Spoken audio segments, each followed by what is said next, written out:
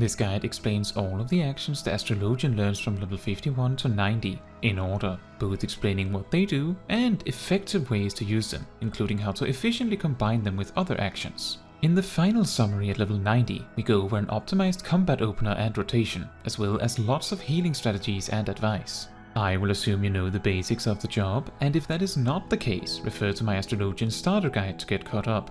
I also assume you are acquainted with common abbreviations such as GCD, OGCD and weaving, and refer to these two shorts on the subject if you need a refresher. Now then, at level 54, Malefic is permanently upgraded to Malefic 2, increasing its potency slightly. This changes nothing for your rotation. At level 58, you learn the ability Collective Unconscious, which, when cast, immediately applies a short 10% damage reduction effect to all party members within 30 yalms, and then applies a hot to party members within 8 yalms. Assuming no other action is taken, a Dome Shield is channeled which, every 3 seconds, reapplies both effects to all party members within the shield. Collective Unconscious can be channeled for up to 18 seconds. The instant effect of the ability allows you to quickly weave it for the damage reduction for an incoming raid-wide attack, or even just to apply a hot to those in the immediate vicinity. The channeled component is mostly helpful when there are no attackable targets and there is an incoming raid-wide attack. Use this ability regularly, and don't sit on it to wait for the perfect time to use the channel, as the cooldown is surprisingly short. At level 60, you learn the ability Celestial Opposition, which is effectively an ability version of Aspected Helios. The hot from Celestial Opposition stacks with all your other hots, and the easy access and potency of the ability makes it a very strong option on large dungeon pools to help heal just the tank should you need it. In fact, if you don't need to use Aspected Benefic, relying on Collective Unconscious, Celestial Opposition and Essential Dignity is more efficient, as it gives you more time to attack. At level 62, you learn the ability Earthly Star, which when used, marks a ridiculously large area. If reactivated within 10 seconds, it detonates, healing all party members in the area and dealing damage to all enemies in the area. If instead you leave it for 10 seconds, it primes, increasing its power by a third, signaled by the star in the center turning brighter. Reactivating the ability after this point, or letting the timer run out naturally after another 10 seconds, will cause the Earthly Star to detonate, healing allies and hurting enemies. As long as allies and enemies will be in the area for the primed version of the Earthly Star, you should weave this on cooldown. For boss fights, you can conveniently place the Earthly Star before the fight begins, so that it can prime earlier in the fight. While not particularly important given the enormous area, the outer edge of the area is signified by circling golden stars. To more easily place Earthly Star, go to Character Configuration and under the Target section, toggle Limit Ring Movement to Targeting Range and press action twice to execute. This way, you can always place Earthly Star immediately within a feasible location by pressing its keybind twice. At level 64, Malefic 2 is permanently upgraded to Malefic 3, which significantly increases its potency. However, this still changes nothing for your rotation. At level 68, the trait Hyper Lightspeed permanently reduces the cooldown of Lightspeed from 2 minutes to 90 seconds. If you are using Lightspeed for card bursts, then this trait changes nothing for you, as you will need Lightspeed every 2 minutes anyway. If you don't perform card bursts, Lightspeed will give you more regular access to more mobility. At level 70, you learn the ability Minor Arcana, which, when used, draws either a Lord of Crowns or Lady of Crowns card, which you can hold simultaneously with your regular cards. While you hold a Lord or Lady of Crowns, Minor Arcana is replaced with the card itself, allowing you to play it. Lord of Crowns serves as a wide AoE attack, while Lady of Crowns serves as a wide AoE healing option. At the start of a fight, drawing your Minor Arcana should be prioritized lower than all your other card playing, but aside from this, Minor Arcana should be drawn on cooldown. If a Lord of Crowns is drawn in the opener, make sure to spend it before Divination and Astrodyne ends for the extra free damage. If Lady of Crowns is drawn instead, you can hold on to it and use it for the next opportunity to heal. Make sure to not sit on it, however, as you need to play it to be able to draw another, and as Lord of Crowns is a damage option, losing out on Minor Arcanas will lose you damage in the long run, at least on average. At level 72, Malefic 3 and Combust 2 are permanently upgraded to Malefic 4 and Combust 3, significantly increasing the potencies of both, yet still not having any impactful change on your rotation whatsoever. At level 74, you learn the ability Celestial Intersection, which heals your target for a decent amount and applies a shield for twice the healing done. As the cooldown is equal to the duration, you can essentially apply this to the tank on cooldown for some free healing and shields whenever it is available. At level 76, you learn the ability Horoscope, which applies a buff to all party members for 10 seconds. When the ability is reactivated, or the timer runs out, everyone affected is healed for a decent amount. If a target with the Horoscope buff is healed by Helios, or aspected Helios' upfront healing, the duration is increased to 30 seconds and the detonation potency is doubled. Depending on your needs, you can both use Horoscope as it is for some easy free OGCD healing, or you can go the extra step and use aspected Helios to boost it further. You can also use Horoscope and aspected Helios before combat starts to begin with the trap already set. Whenever you need AoE healing, like with Celestial Opposition, it is worth considering Horoscope due to its relatively short cooldown and decent healing. It is also good for extra free tank healing on dungeon pools, like most of your other AoE healing abilities are. At level 78, Essential Dignity is upgraded to be able to hold 2 charges. From this point on, I recommend using the first charge of Essential Dignity quite aggressively as before, but you can sit on the second charge for a bad situation if you so desire, as long as the cooldown is ticking. At level 80, you learn the ability Neutral Sect, which supercharges your healing spells, especially Aspected Benefic and Helios. First, it boosts the healing potency of your healing spells by 20%. Then, both Aspected Benefic and Helios are improved to additionally apply a large shield whenever they are cast. If you are ever in a situation where you need to cast a lot of spell healing specifically, then Neutral Sect can often be overwhelmingly powerful. However, if you are getting by with only healing abilities, then Neutral Sect does nothing. Don't forget about Neutral Sect, as its cooldown isn't too long. However, there is no point in using it if you aren't going to use any spell healing anyway. At level 82, Malefic 4 and Gravity are permanently upgraded to Fall Malefic and Gravity 2, increasing their potencies. But once again, this changes nothing for your rotation. At level 85, the trait Enhanced Healing Magic boosts the potencies of all your healing spells. This is probably going to be most clearly felt when using Aspected Benefic and Helios, as their HOTS are boosted just as much as the upfront healing. But aside from that, it doesn't have any impact on how you play.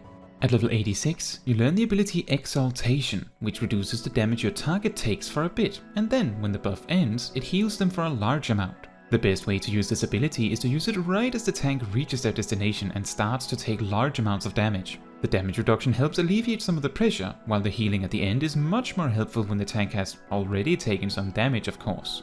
As the cooldown is relatively short, they should be available to use for every dungeon pool at least once. In a boss fight, it is most effective to deal with incoming tank busters.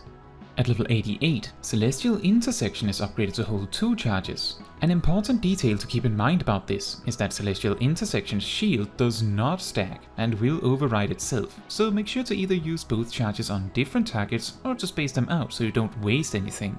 Optimally, I recommend using Celestial Intersection on the tank when they start pulling, and after that, simply use the ability if the tank can benefit from the healing and simultaneously don't already have a shield from this ability. In boss fights, keeping one charge to use to assist a tank with a tank buster can also be helpful. At level 90, you learn the spell Macrocosmos, which, when cast, immediately does slightly more damage than Gravity 2, and the same damage as Fall Malefic on one target, in a huge area around you, and then applies Macrocosmos to your party. While Macrocosmos lasts, the button is replaced with Microcosmos. While Macrocosmos is active, it records 50% of all damage taken. When either Microcosmos is activated or the duration on Macrocosmos expires, each member affected is healed for a decent amount plus 100% of the recorded damage that they took in particular. Notably, as the cooldown on Macrocosmos is extremely long, you should never use it just for the damage. If you anticipate large amounts of damage, using Macrocosmos preemptively can allow you to completely reverse half of the damage. This can, for example, be helpful to give your tank a huge heal in a large dungeon pool. Or it can be useful to single-handedly deal with a large raid-wide attack. Just remember that the cooldown is ridiculously long. To round off, let's first talk about an opener for boss fights, followed by more general healing tips and advice to make the most of your tools in dungeons and raids, and finally, briefly touch on stat priorities. Let's begin.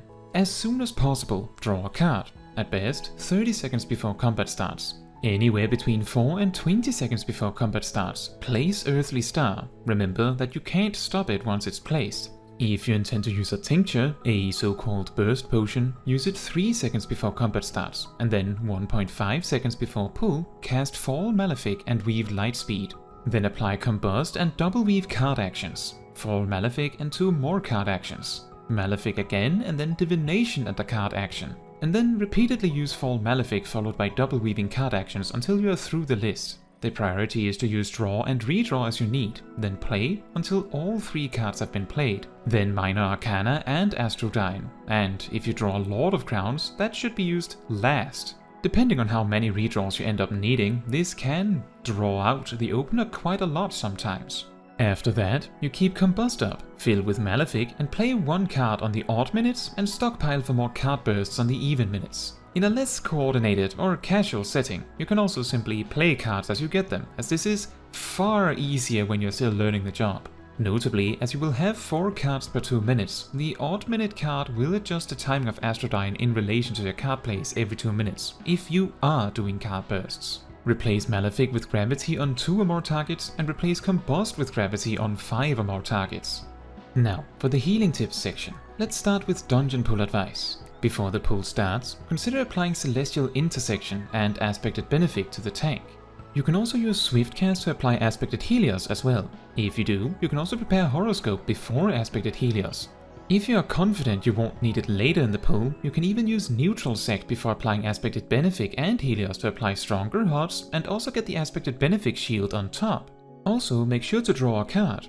Once you are in combat, start spreading Combust to the enemies as best you can. If you reach 2 card charges, consider playing the card you have on a DPS and draw another. Be ready to use Celestial Intersection and Essential Dignity if necessary while the tank is pulling. If you don't plan on using Lightspeed for card bursting, you can also use this to spam Gravity while the tank pulls. When the tank reaches their destination, put down Earthly Star as soon as possible and use Exaltation on the tank. Then play your cards as well as use Divination while using Gravity. Plan your healing cooldowns around the fact that Exaltation and Earthly Star and possibly Horoscope will give you a lot of surprise healing in the immediate future. But if you need more healing than this, both Celestial Opposition and Collective Unconscious offers ways to apply additional HOTS. Essential Dignity is also great to have on hand if you miscalculate the timing of your planned heals. You can also use Macrocosmos if things are really going poorly, but due to the preemptive nature of the spell, it may be difficult to predict when you need it, so it might be better to plan to use it for a specific pool and stick to that strategy, and save other cooldowns accordingly. When all else fails and you have to rely on healing spells, which is okay, you can make use of Sinistry and even Neutral Sect if it is available, to really power up your healing to save the day, so don't forget about these either. For raids and dungeon bosses, it is a lot more complicated, and the simplest answer is to make sure to use your toolkit efficiently to deal with each mechanic. Make sure to use Celestial Intersection to regularly heal one of the tanks almost completely freely. Exaltation can be used to assist a tank with a tank buster, and Macrocosmos can be planned in advance to deal with either a massive amount of tank damage or a massive amount of raid-wide damage. Both Macrocosmos, Horoscope and Earthly Star have this trap-like property where they automatically detonate after a while, which you can use to your advantage if the moment where they are needed happens to be a time where you don't have the time to cast or weave them. Both Celestial Opposition and Collective Unconscious also serve as very easy ways to apply raid-wide healing without using GCDs. And while Essential Dignity has a tendency to have priority for tanks, it is a great tool to save someone when they make a mistake. However, in general, as raid bosses follow a set pattern, it is often beneficial to plan your cooldowns ahead of time on very hard fights, so you have enough cooldowns for each mechanic. This means that instead of saving things like Macrocosmos as a last resort, you plan it for a particularly difficult mechanic. Finally, regarding stat priorities, take note that in nearly every single case, item level beats out optimal secondary stats. This means you should always prioritize gear with higher item level, as long as it has mind on it. After that, Astrologian's stat priority is critical hit, and then they have 2 options. You can freely choose whether you want to prioritize spell speed 2nd, direct hit 3rd, and determination 4th, or alternatively go with a slightly slower rotation and prioritize direct hit and then determination, and then spell speed. A slower GCD gives you ever so slightly more thinking time between your GCDs and card plays, which can be helpful when you're still learning.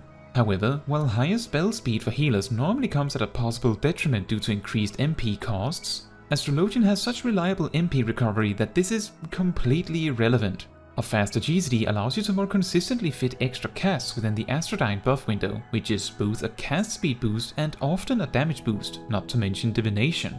Notably, slightly slower setups may have better compatibility with other healers, should you want to have gear that works well for multiple healer jobs simultaneously.